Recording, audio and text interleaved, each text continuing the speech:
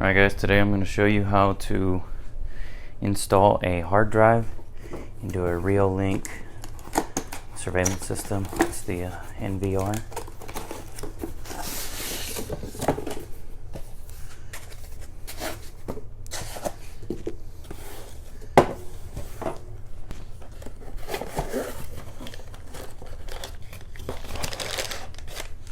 Alright, so we got our surveillance hard drive here.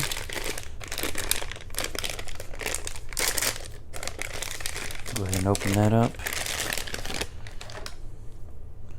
Looks like a pretty solid hard drive.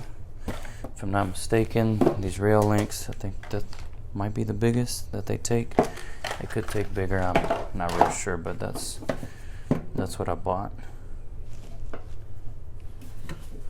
So first, we'll take, holy smokes, they're really on there. There we go. Just got to loosen it up a little bit. Alright, we got another one on that side.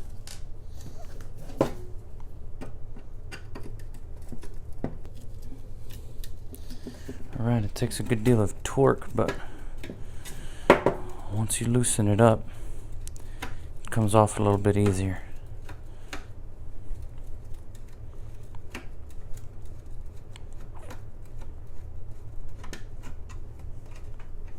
Holy smokes. That is really on there. Alright, we got another two on the other side.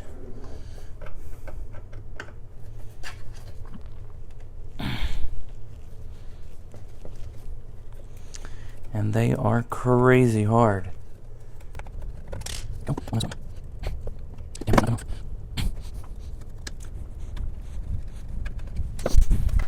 Oh, looks like there's one last one up here at the very back. And it is just as hard as all the other ones. Holy smokes.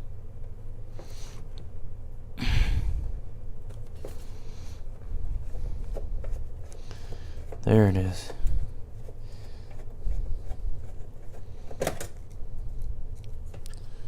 Jeez, that was rather difficult.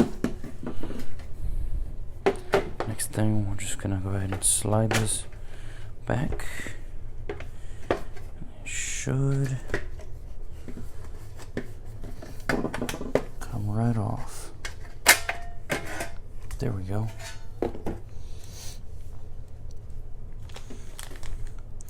Alright, let me adjust the camera so we can see this a little better. Well,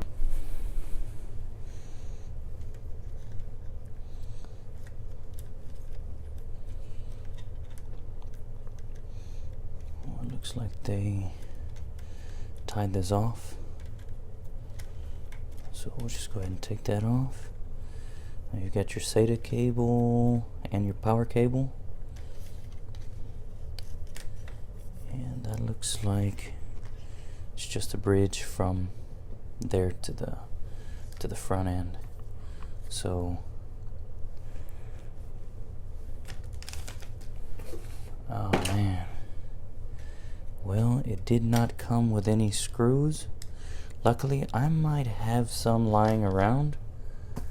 But yeah, don't count on the hard drive or actually, you know what?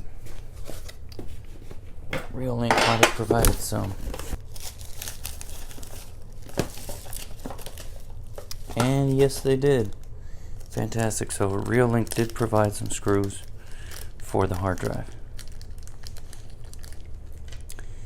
And it looks like the hard drive has screw holes in a few positions.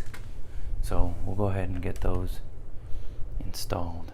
Once we have our 4 screws in the hard drive, we can then go ahead and figure out where we need to put it so that it slides into the predetermined slots in the case. And it looks like I may not have made some of these long enough. So I'm gonna go ahead and pull that back out.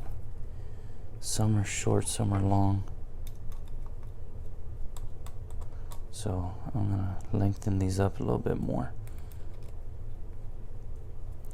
just by unscrewing. And I'll go ahead and reinstall that. Then I can slide it right in, and then we'll take a look up underneath the case, and you can see that it did slide in right there. So we'll slide that all the way down, and then we can tighten it. Come on. And judging by the holes that are on the bottom of this, you can see that it'll take like a 2-inch SSD or one of these bigger ones.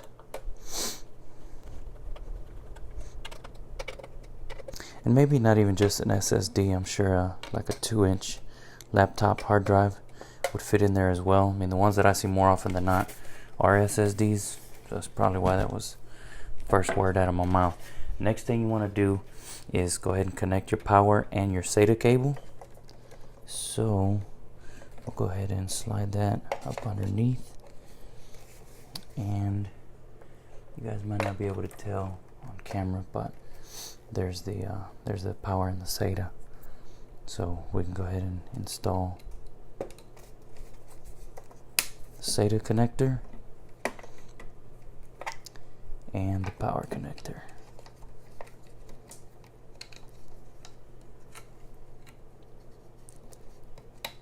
There we go. And that's all there is to it. That is installed, my friends. So we can go ahead and put the cover back on. And it looks like it has a little ridge right here.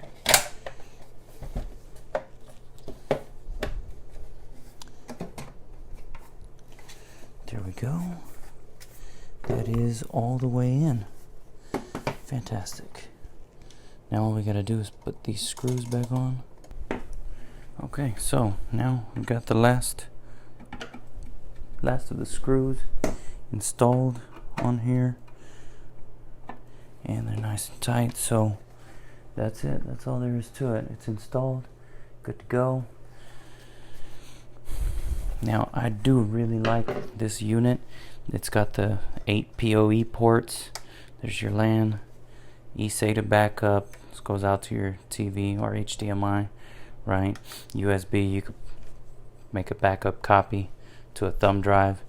Audio out. I mean, if you're using the VGA, you probably won't need that. Should be good to go. And then the power cable that's in the box goes right in there.